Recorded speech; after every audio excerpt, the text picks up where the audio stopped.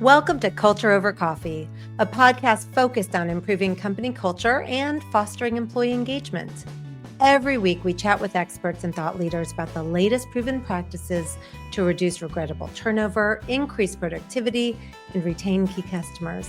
So pour a cup of your favorite brew and join us. I'm your host, Beth Sunshine, SVP at Up Your Culture. Most leaders don't wake up in the morning and think, wow, we have a culture problem. Instead, they're wondering things like, why is execution so slow? Or why does everything feel harder than it should? Why are we losing good people?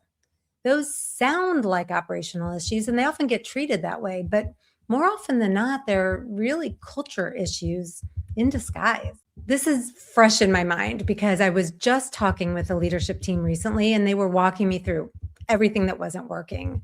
They were talking about how they weren't hitting goals. People seemed frustrated. They were losing a few good employees, and they kept coming back to process. We need to tighten this up, they said. We need better systems. At one point, I asked them, are you sure this is a process problem? And the room kind of got quiet because when we really started unpacking it, it wasn't a process problem at all. It was really how their culture was actually showing up at work. So I want to ground this in a couple of data points for you from our Engage 2026 research. First, we learned 100% of people who responded said that culture is essential to success. And you can imagine how rare it is to have 100% agreement on anything in a survey. Also, 88% said that operational challenges are directly tied to culture. So no one's debating whether culture matters. It clearly does. What's shifting, I think, is the recognition that our company culture is directly shaping our outcomes and the level of success that we're able to achieve. In other words, culture isn't separate from operations. It's really how your operations actually happen. So if that's true, why do we keep misdiagnosing it? Most leaders default, I think, to what's tangible. So more process, more structure, more tools, more meetings, because those things feel really controllable. They feel immediate. Culture can feel a lot less concrete, but it's actually very real.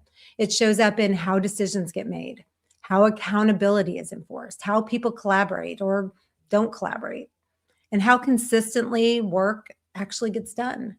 And this is where I think I've seen things really break down for companies because you can't fix a behavior problem with a process solution. I want to dig into some of the most common misdiagnoses that I see. One thing we hear a lot is we just need better recruiting. It's easy to point the finger and say we need to hire better people. And sometimes that actually may be true. But in many cases, that's not really the core issue at all. Hiring someone with the potential for excellence, it's only part of the equation. They also need to be engaged and willing to put in the effort that it takes to perform at that level. And when engagement isn't there, people either check out or they leave. So while it may not start as a hiring issue, it can certainly feel like one in the end because you end up with underperforming employees and constantly open roles to fill. And so it feels like a hiring problem. The Engage 2026 data reinforces this. Here's what we learned in our survey this year. 41% of employees considered leaving their jobs in the last 12 months. I found that mind-blowing, and that jumps incredibly for managers. 57% of managers considered leaving their jobs in the past year.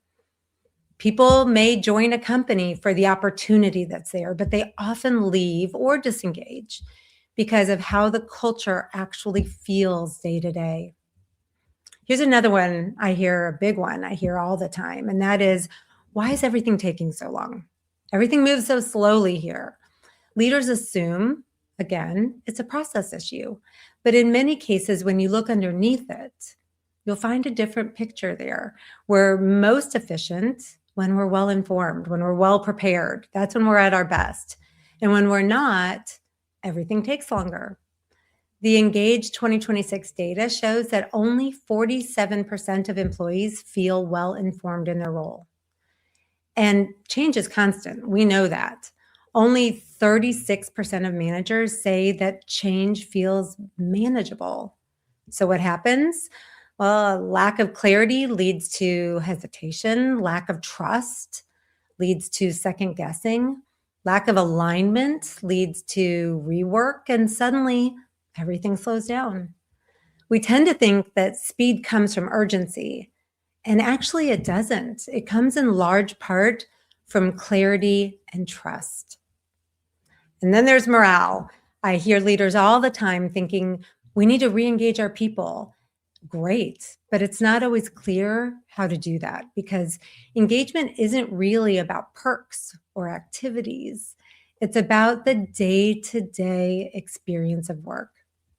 We think about that work experience in terms of the 4 engagement elevators. And I do want to highlight a couple of those just to make a point for you. One key component to an engaged workforce is what we call valued voice. But the data shows that only about half of employees feel like their opinions consistently matter at work. Wow. Another is earned trust. And this is where I think things get really concerning. Only 33% of managers say that they trust their leadership. When people feel like their voice doesn't matter, when they don't trust their company leaders, it's hard to bring real energy and commitment to their work. So it's less about boosting morale with perks and parties and more about creating a culture where people feel like they matter and where there are high levels of trust. Here's the way I like to think about it. Culture is like the blueprint, and managers are like the builders. And the daily behaviors, what we see every day, those are the building materials. If that blueprint is unclear or inconsistent, you don't get a clean build. You get inconsistency, uneven accountability, unpredictable performance, because at the end of the day, operations are just culture in motion.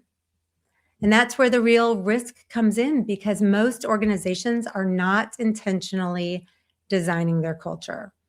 That culture is sort of being built by default. So that leads to inconsistent standards and mixed signals and managers who are left to just figure it out on their own. And that's really exhausting for everyone. If you're not being intentional about your culture, it's still shaping your results. It's just not shaping them in a way that you are controlling. So, what can you actually do with all this? This isn't about throwing out your processes. Instead, it's really about asking better questions. If you're seeing turnover, slow execution, low morale, there's a good chance that you're not just looking at an operational issue. You may be looking at culture. So instead of jumping to asking, what process is broken, something like that, start asking some culture-based questions like, what behaviors are we reinforcing?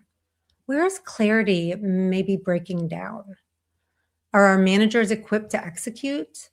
Have we really earned the trust of our people? Start by looking at what we would call the 4 engagement elevators: shared mission, people development, valued voice, and earned trust. And then maybe see where you can maybe find a lift. If you want to understand what's really driving performance, retention, and engagement right now, check out the Engage 2026 Company Culture Report. It breaks down where organizations are strong, where they're under strain, and also what to do next. Thanks so much for spending time with us on Culture Over Coffee. If you enjoyed the conversation, be sure to subscribe and join us for every episode. For more helpful information about company culture and employee engagement, visit us at upyourculture.com.